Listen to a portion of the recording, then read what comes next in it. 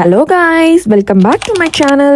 நாங்கள் இன்றைக்கி டொரண்டோவில் இந்த லாவெண்டர் ஃபார்முக்கு வந்து போயிருந்தோம். இன்றைக்கி எங்கள் வீட்டிலேருந்து போகிறதுக்கு ஒரு 1 hour காரில் போகணுன்னா, ஸோ நானும் என் கொரியன் ஃப்ரெண்டும் தான் போயிருந்தோம். கனடாவில் சம்மர் வந்து ரொம்ப கொஞ்ச நாள் தான் இருக்குன்றதுனால நான் இருக்கிற நாள் எல்லாமே யூட்டிலைஸ் பண்ணிக்கணும்னு இந்த மாதிரி வெளியே போவேன் அப்பப்போ.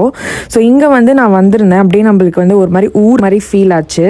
என்ட்ரி டிக்கெட் வந்து ஒரு $17 அந்த மாதிரி. ஸோ அதை பே பண்ணிவிட்டு உள்ளே வந்துட்டோம். பாருங்களேன், உள்ளே வந்தோடனே அப்படி லாவெண்டர் ஃபுல்லாக எங்கே பார்த்தாலும் அந்த ஸ்மெல்லே வந்து செம்மையாக ஆளை தூக்குற மாதிரி ஸ்மெல்லு. நல்லா காற்று நம்ம மேலே அது அடிக்கும் போதே அந்த காற்றுலேயே அந்த ஸ்மெல் கலந்து வந்து சூப்பராக இருந்துச்சு.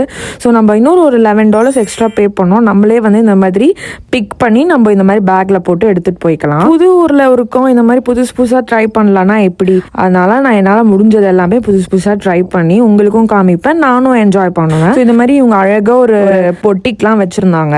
உள்ளே போனால் லாவெண்டர் வச்சு செஞ்ச சோப்பு, கேண்டில், அது மாதிரிலாம் நிறைய வச்சுருந்தாங்க. அதுக்கப்புறம் நாங்கள் வந்துட்டு லெமனேட் அண்ட் லாவெண்டர் கலந்த ஒரு ஃப்ளேவரில் ஒரு ஐஸ்கிரீம் இருந்துச்சு. ஸோ அதை தான் நாங்கள் ட்ரை பண்ணியிருந்தோம். சூப்பராக இருந்துச்சு.